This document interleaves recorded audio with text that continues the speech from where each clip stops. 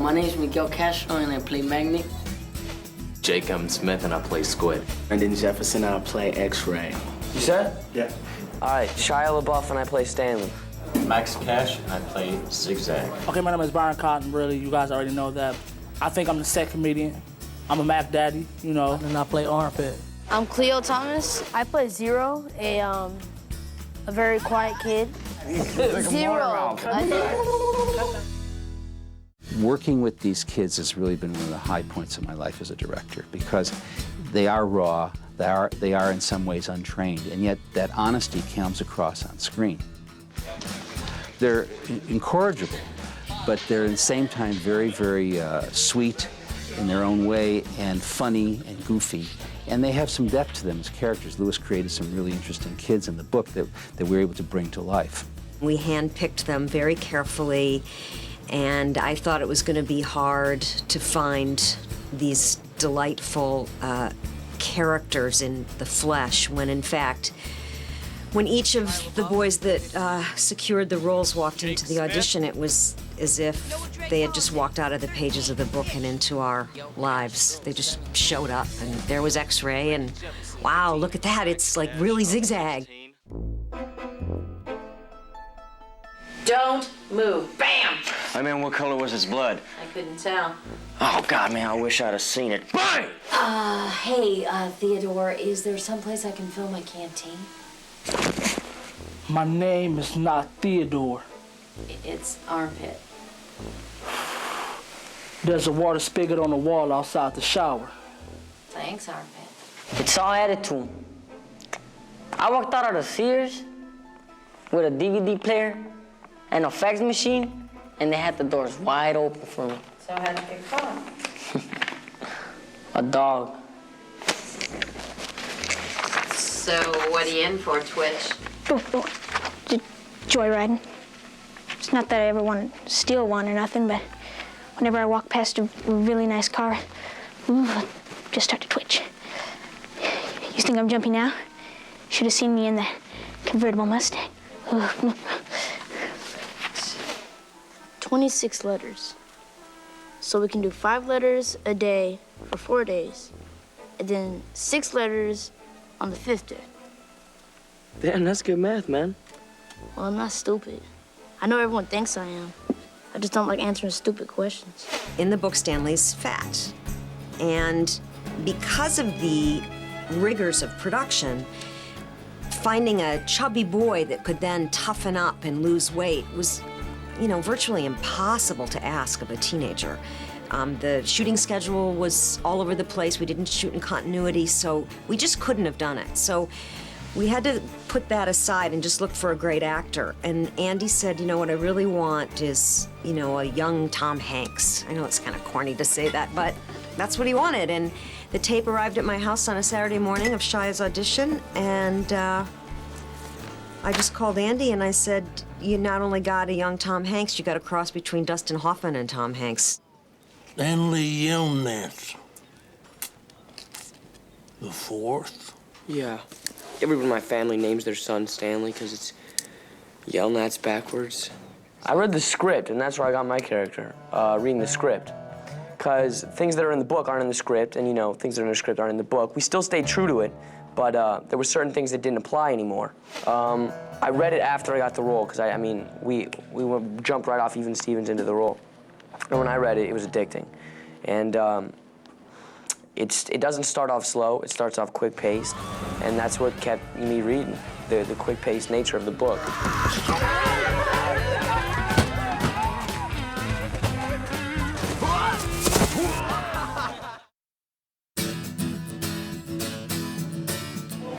Boot camp. It's crazy. We had to go to boot camp because physically, to be in Ridgecrest where we were shooting, where it's 156 degrees ground level in the holes, you got to be in shape. And so they hired our stunt guy, Mr. D. Mr. D. Yeah, he was a trainer. He was kind of tough. Yeah, he was kind of tough. He would trick us into, like, we had to pick a number between 1 and 10. Yeah. And then he would say, okay, 3. If you say 4, it'd be like 4-minute run, let's go. Yeah, and then if you say, like, all right, pick a number through 1 to 30. And if you say 2, all right, 2-second rest. And just give you a 2-second rest, and you're like, all right, 50 push-ups, and it'll just be incredible. We have to. Yeah. It'll be crazy. We'd have to like climb up a rope, and we did shovel drills. And when you're shooting in a place like that, it's almost like Mars, you know? Nobody's used to what's gonna happen. Nobody knows what's gonna happen. There's dust tornadoes going on every 5 minutes. There's whiteouts, like the sand gets so, it gets thrown in the air and then you can't see anything. I've never been on a movie where I've had to rehearse. Like, I'll be rehearsing, and then all of a sudden, a dust tornado will be coming towards our set. Like, you gotta run in a van right away. That's never happened to me where I'm scared for, like, my safety because I'm doing a rehearsal and there's a dust tornado. Never. And that was what this movie was like. A lot of it's real. A lot of it's really happening. The twister that they captured, that was happening behind us. That stuff really happened. And it was about 120 degrees some days, with winds up to 50 miles an hour sometimes, dust blowing. So these kids literally felt like they were in this camp. This is a map showing where all of the holes are, and it's not like we could just dig a bunch of holes. For example, in Stanley's tent, there are 7 kids. Stanley comes out to dig his first hole. We see him 5 times during the day. We see him once, they haven't started, and then as the day goes along, the holes get deeper and deeper. Well, this means that we had to have 5 different phases of the holes. We had to dig those 7 holes 5 times. So after each scene, the camera crew could like walk over there, all the kids would be in the same position, but their holes would be a little deeper, and then film them again, and then they'd move again, and we'd film them again. You done already? Don't you know, man? It's like the fastest digger in the camp. He's a mole. I think he eats the dirt. 5 foot hole, he's 2 feet tall. How's he do it? Don't know. Thank you, boys. You've been a big help. Holy. Get back. Oh, my God. Oh, this was like working with lizards? Lizards, yeah. They're so neat. I mean, I don't want to eat them and stuff, and I'd be hungry and just want to take a bite out of it, just put it on a hot dog bun, just eat a lizard, you know what I'm saying? Which he tried, by the way. It's not bad. You go out there, there's lizards all over the place.